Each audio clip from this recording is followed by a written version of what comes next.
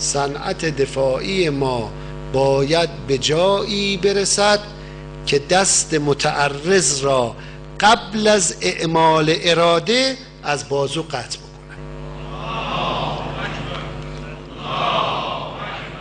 دایره عکس العمل ما دیگه شعاعش کل کره زمینه.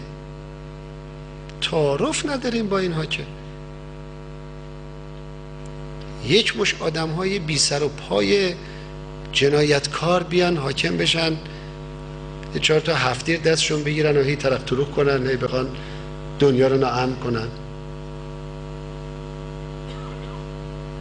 بعدش هم هر روزی که از ننهشون قهر کردن یا از منطق کم آوردن بگم بله همه گزینه ها روی میز است. ما هم به شما میگیم که همه گزینه ها روی میز است. گزینه اولش اینه که آدم بشی.